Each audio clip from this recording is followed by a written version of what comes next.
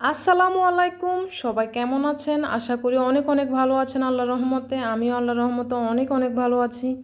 তো প্রত্যেক দিনের মতো আরেকটা নতুন ভিডিও নিয়ে চলে এলাম আপনাদের মাঝে। আজকে আমি সকাল থেকে শুরু করলাম। আমি প্রায় প্রত্যেক দিনই সকাল থেকে শুরু করি। তো সকালের নাস্তাটা আমি বানিয়ে নিতেছি এখন।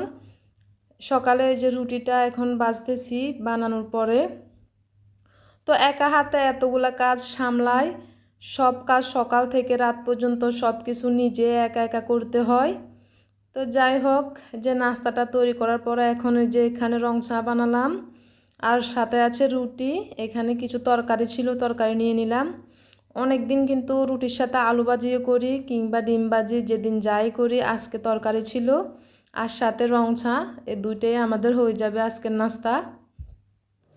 তো রুটিটা প্রায় আমাদের সব সময় থাকে, কিন্তু আগে কিন্তু সব সময় দুধ চা দিয়ে খেতাম রুটি, এখন আর ওটা খাওয়া হয় না।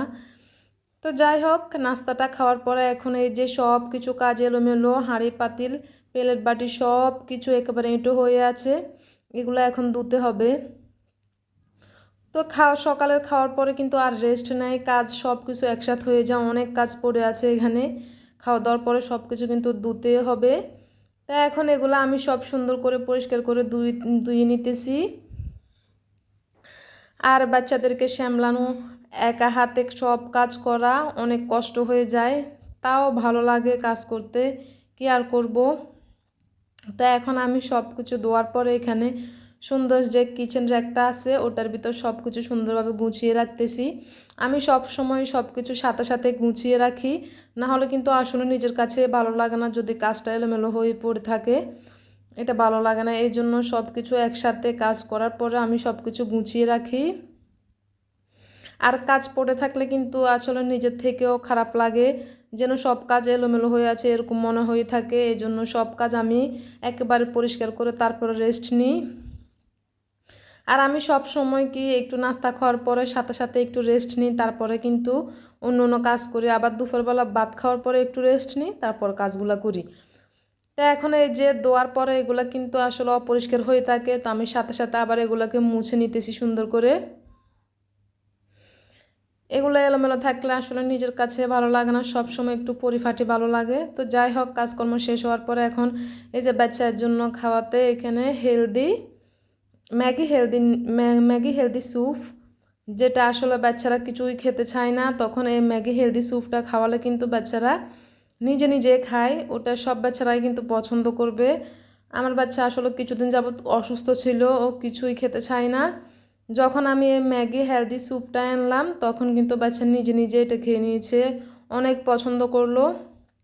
তা আমি এখানে পরিমাণ মতো পানি দিয়ে কিছুক্ষণ ম্যাগি হেলদি স্যুপকে নাড়াচাড়া করার পরে একটা ডিম ভেঙে দিলাম। আর অনেকক্ষণ ধরে নাড়াচাড়া করে এখন এটা পরিমাণ মতো যেতটুকু এই যে ম্যাগি স্যুপটা হয়ে গেছে এখন আমার। একেবারে গাঢ়ও করি না পাতলাও করি নয়, যেরকমভাবে খাওয়ার মতো এইভাবে করে নিলাম। এখন আমি একটা বাটির মধ্যে নিয়ে নিব আমার বাচ্চাকে খাওয়ানোর জন্য। তো এই ম্যাগি হেলদি স্যুপটা যে কোনো বাচ্চাকে কিন্তু খাওয়ালে ওরা নিজে নিজে খেয়ে নিবে। যখন বাচ্চারা কিছুই খেতে না চায়, যে কোনো খাবার এই খাবারটা দিয়ে দিবেন, বাচ্চারা নিজে নিজে খাবে। এটা এটা অনেক মজা, অনেক টেস্টি, আর এটা কিন্তু খুবই ভালো এই ম্যাগি হেলদি স্যুপটা। তো এটা সবাই ট্রাই করবেন। আপনাদের বাচ্চারা অনেকেই খেতে চায় না, যার যার বাচ্চারা খেতে চায় না এই ম্যাগি হেলদি স্যুপটা কিন্তু খাওয়াবেন, এতে করে অনেক সুন্দর করে ওরা খেয়ে নিবে। তা আমি একটা বাটির মধ্যে এটা নিয়ে নিলাম। এখন আমি আমার বাচ্চাকে খাওয়াবো, দেখবেন মাশাল্লাহ দিলে ও নিজে নিজে খেতে চাইবে। ও আমার হাতে কিছু খেতে চায় না, সবসময় চায় যে নিজে নিজে একা হাতেই খাওয়ার জন্য। তা আমার হাত থেকে ও চামচ নিয়ে খুবই টানাটানি করতেছে, ও একাই খাবে, কিন্তু এগুলোতে একটু পানি জাতীয় পড়ে যাবে, এজন্য আর ওকে আমি একা হাতে দিই না, আমি নিজে খাওয়া দিতেছি। তো কিন্তু মাশাল্লাহ দিলে খাইতেছে। তো এই স্যুপটা আপনারা সবাই ট্রাই করবেন। আপনাদের বাচ্চাকে যখন কিছু না খাবে তখন এই স্যুপটা কিন্তু দিয়ে দিলে ওরা খাবে সুন্দরভাবে। তো আমি আমার ছেলেকে এগুলো খাওয়াইতেছি আর মাশাল্লাহ দিলে ও সুন্দরভাবে খাইতেছে। তো কিছুদিন যাবত অসুস্থ ছিল, অনেক জ্বর ছিল, এখন মোটামুটি একটু সুস্থ হয়ে আসছে।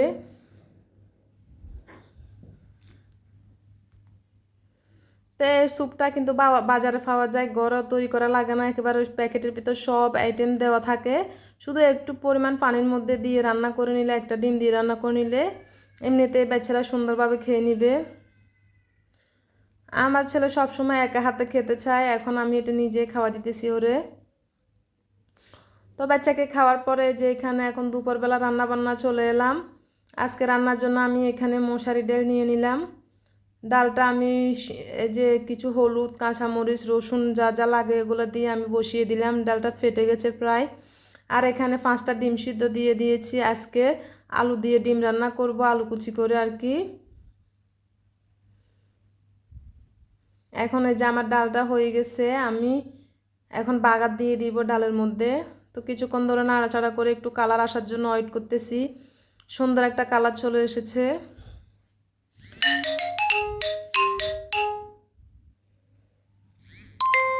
এখন আমি ডালের মধ্যে বাগারটা দিয়ে দিব।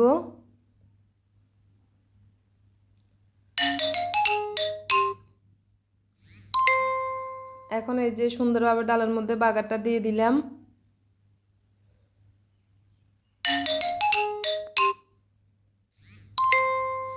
তো যাই হোক, বাগারটা দিয়ে কিছুক্ষণ নাড়াচাড়া করে আমি আমার ডালটা তৈরি হয়ে গেছে। এখন এখানে যে ডিমগুলো সিদ্ধ করার পরে আমি ছিলে নিলাম সুন্দর করে। ছিলে নেওয়ার পরে এখন এই যে এখানে কিছু আলু কুচি রেখে দিলাম। তারপরে এখন আমি রান্না করতে চলে এলাম। এখানে আমি কিছু পরিমাণ মতো তেল দিয়ে দিয়েছি। তারপরে যে এখানে তেলের মধ্যে একটু হলুদের গুঁড়া, কিছু লবণ দিয়ে এখন ডিমটা বেজে নিব আর কি। ডিমটা কিন্তু আমি সুন্দরভাবে কেটে নিয়েছি মাঝখানে। তো কেটে এখন আমি এই যে এগুলা ভালোভাবে বেজে নিব আর বেজে রান্না করব। তো এগুলাকে আমি সুন্দরভাবে উল্টিয়ে পাল্টিয়ে দিতেছি সুন্দরভাবে হওয়ার জন্য। এই যে সুন্দরভাবে বেজে নেওয়া হয়ে গেছে। তারপর এখন বেজে নেওয়ার পরে এখন আমি যে আলু কুচি দিয়ে রান্না করব।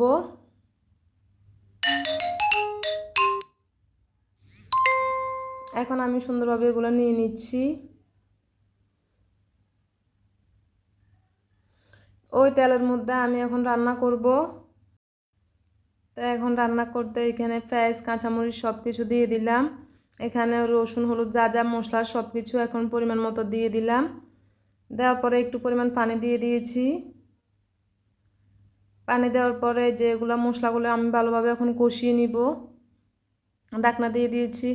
তেজপাতা, এলাচ, দারচিনি দিয়ে দিলাম। ভালোভাবে মশলা কষানোর পরে এই যে কুচি করা সেই আলু ভাজিগুলো এখন দিয়ে দিয়েছি।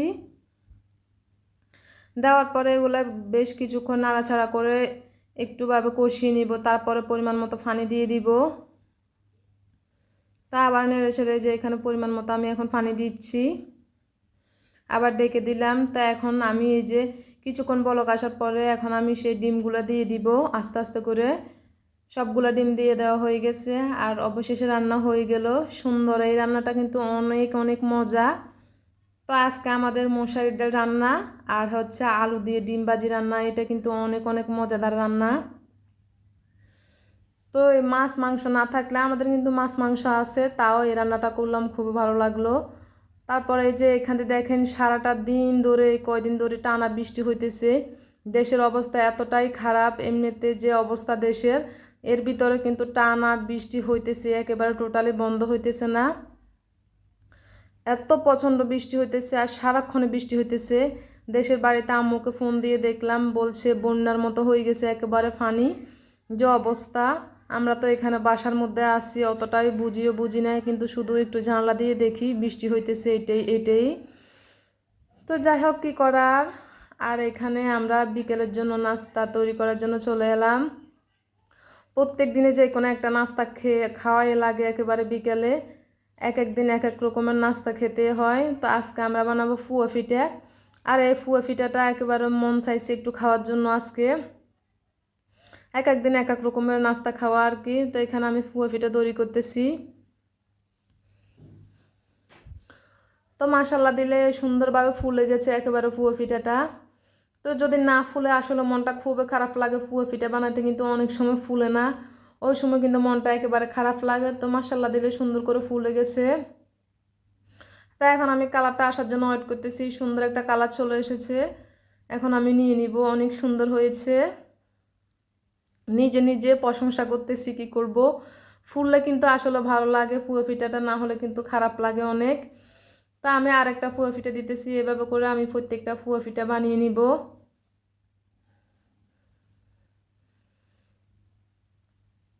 তো অনেকগুলো একটু বেশি ফুলে, অনেকগুলো একটু কমে ফুলে, যাই হোক সবগুলোই তো একরকম হবে এমনটা তো না। তো সবগুলো আস্তে আস্তে করে আমি বানিয়ে নিতেছি, একটার পর একটা একটার পর একটা বানিয়ে নিতেছি। তো মাশাল্লাহ সবগুলো পুয়া পিঠা আমার হয়ে গেল। তো অনেক ফুলকো ফুলকোই হয়েছে পুয়া পিঠাটা, আর খেতে কিন্তু অনেক অনেক মজার হয়েছে। তো আজকে বিকেলে আমাদের এই নাস্তাটুকুই আমাদের হয়ে যাবে। এই নাস্তায় আজকে আমাদের বিকেলের জন্য তৈরি হয়ে গেছে পুয়া পিঠা। তো খাবো আর কি। তো এই পর্যন্তই, সবাই ভালো থাকবেন, সুস্থ থাকবেন। আল্লাহ হাফেজ।